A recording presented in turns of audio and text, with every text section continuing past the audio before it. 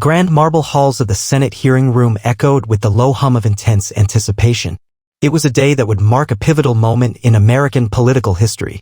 Pam Bondi, the current United States Attorney General known for her fierce loyalty to President Donald Trump and her relentless pursuit of justice, sat poised and unflinching. The media cameras zoomed in, capturing her calm yet determined expression as she prepared to expose the deep-rooted political warfare that had gripped the nation. At the heart of this hearing was Fani Willis, the district attorney of Fulton County, whose aggressive pursuit of Trump and his allies had stirred nationwide controversy. Willis had led multiple high-profile investigations, casting a wide net that had drawn in everyone from former White House staffers to Trump's closest advisors. But now the spotlight had shifted and it was her turn to face the heat. As the chairman banged the gavel, signaling the start of the proceedings, Bondi took a deep breath. She had spent months gathering evidence, tracing digital trails, and uncovering a web of political retaliation that stretched far beyond what the American public had ever imagined. "Thank you, Mr. Chairman," Bondi began, her voice steady yet carrying the weight of someone about to drop a bombshell. "Today, we are here not just to question the legal overreach of District Attorney Fani Willis, but to uncover the coordinated political attack aimed at the President of the United States, his allies, and the very fabric of our justice system." She paused, allowing her words to sink in. The room fell silent, save for the soft clicks of reporters frantically typing on their laptops. To understand the magnitude of this situation, we must first look at the series of emails and communications that reveal a deeply troubling pattern, one that points to a coordinated effort to weaponize the legal system for political gain. Bondi reached for a thick stack of documents beside her, each page meticulously highlighted and marked. She held up a few pages, their contents ready to shatter the carefully constructed narrative of a purely lawful investigation. These emails, Bondi continued, reveal that District Attorney Willis was not merely pursuing justice, but actively coordinating with political operatives to frame the sitting President of the United States as part of a broader effort to undermine his administration. The American people deserve to know the truth.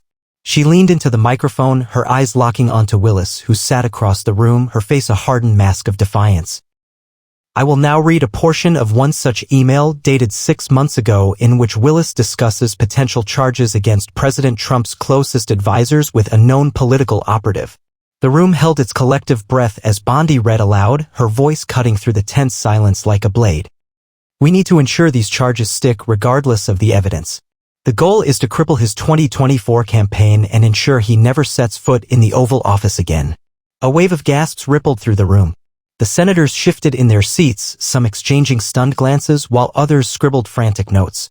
Cameras flashed, capturing the moment of revelation that would dominate news cycles for days. Bondi continued, her tone growing sharper. "This is not justice. This is political warfare, and it is a direct attack on the democratic process and the will of the American people." As she finished her opening statement, Bondi sat back, her eyes never leaving Willis, whose confident facade had begun to crack under the harsh light of the truth. The room was buzzing. Bondi's opening salvo had landed like a precision-guided missile, sending shockwaves through the crowded Senate chamber. Senators on both sides of the aisle whispered among themselves, and the air grew thick with tension. Fani Willis, known for her sharp tongue and unwavering resolve, sat stone-faced, but her eyes betrayed a flicker of unease. Pam Bondi leaned forward, resting her hands on the polished wooden table before her. She knew this was only the beginning, the first crack in a carefully constructed narrative that had been fed to the American public for months. "As we dig deeper into these communications," Bondi continued, her voice firm, "we find a troubling trend, a clear pattern of collaboration between the Fulton County DA's office and known political operatives intent on dismantling the current administration." She tapped her finger on a highlighted section of the document before her. "Take this exchange from just 3 months ago." In this email, Willis receives a strategic memo from an unnamed advisor with close ties to a prominent political action committee. It reads, and I quote, "Ensure the grand jury is primed. Public perception is key. Trump's base must feel isolated, his allies fearful." Another ripple of murmurs spread through the room. The cameras zoomed in, capturing every detail of Willis's increasingly tense expression. The stakes were clear. This wasn't just a Senate hearing. It was a full-scale political reckoning. Bondi continued, her tone now tinged with righteous indignation. This is a blatant violation of prosecutorial ethics. It is a coordinated attack not just on one man but on the very concept of justice. And this is not an isolated incident. She reached for another document, her movements precise and deliberate, each motion meant to convey control and confidence. She flipped to a page marked with bold red ink and raised her head, making direct eye contact with the Senate panel. "This document," she said, her voice dropping to a steely tone, "is a timeline of coordinated media leaks designed to sway public opinion and preemptively convict President Trump in the court of public opinion. These leaks, sourced directly from Willis's office, reveal a deliberate effort to manipulate the media narrative ahead of key legal filings." Bondi leaned in, her eyes narrowing. In one message, a senior staff member writes, "Leak this to the press before the defense can respond. Let the media run wild. Control the narrative, and the verdict will follow." The room fell into a stunned silence. Even the seasoned senators, long accustomed to the cutthroat nature of Washington politics, appeared visibly shaken. This wasn't just a case of political bias. This was a calculated, weaponized strategy to destroy a sitting president. Bondi let the moment hang, her gaze never wavering from Willis, who now gripped the edges of her seat, her knuckles white. The battle lines had been drawn, and the first blows had landed hard. As Bondi sat back, letting the weight of her words settle over the room, the air felt electric, charged with the tension of a fight that had only just begun. Pam Bondi allowed herself a small, measured breath as the weight of her words settled over the room. She had the advantage now, and she intended to press it. The audience, both within the Senate chamber and across the millions watching live, needed to see the full extent of this political weaponization. "Now," Bondi continued, her tone sharpening like a blade, "let's move on to the retaliation emails. These communications are perhaps the most disturbing part of this entire investigation, revealing not just a strategy to undermine President Trump but a direct, personal attack on those who dare to defend him." She flipped through her stack of documents, pulling out a series of printed emails marked with dates that corresponded to critical moments in Trump's political resurgence. Bondi's eyes met those of the senators before her, each one a potential ally or adversary in this high-stakes battle. In these emails, Fani Willis and her team discuss how to isolate and intimidate Trump's inner circle, effectively cutting him off from his most trusted advisors and legal defenders. Bondi said, her voice steady yet forceful. "This isn't just political strategy. It's calculated retaliation, designed to break the will of those who refuse to abandon the president." Bondi leaned into the microphone, her eyes locked onto Willis. For example, in one email exchange, Willis's senior aide suggests targeting a key Trump ally, one of his most outspoken defenders, with a sudden, unexpected audit by the IRS. She paused, letting the implication hang in the air like a dark cloud. "Here's the exact wording," Bondi continued, reading directly from the document. "If he keeps pushing back, let's have the IRS take a closer look at his finances. A few surprise audits might remind him that his loyalty to Trump can come at a significant cost." A murmur spread through the room, and cameras flashed, capturing the stunned faces of the senators. Bondi could almost feel the collective intake of breath as her words hit home. This wasn't just politics as usual, this was a direct, coordinated effort to punish political dissent. "And it doesn't stop there," Bondi pressed on, flipping to another page. In a separate email, dated just days after Trump announced his intention to run for re-election, Willis herself responds to a staff member, approving a plan to leak sensitive legal documents to a friendly media outlet, ensuring a negative news cycle to overshadow the campaign launch. Bondi read aloud, "Leak the indictment drafts. Let them speculate. Keep him on defense." The room fell silent, the weight of the evidence sinking in. This wasn't just a smear campaign. It was a full-scale political assault, carefully orchestrated and brutally executed. Bondi leaned back, her eyes still fixed on Willis, whose face had grown visibly strained. She had built her career on being tough, unyielding, a force to be reckoned with. But now, for perhaps the first time, she looked cornered. "This is not the behavior of a public servant seeking justice," Bondi said, her voice growing colder. "This is the behavior of a political operative using the full power of the state to destroy an opponent." She placed the stack of documents back on the table, folding her hands calmly as if to signal that this was merely the beginning. She had much more, and she intended to lay it all bare before the day was done. Pam Bondi took a sip of water, her eyes never leaving Fani Willis as the Senate chamber buzzed with nervous energy. The emails she had just revealed painted a damning picture of political retaliation, but Bondi knew she had to push even further to truly expose the depth of the scandal.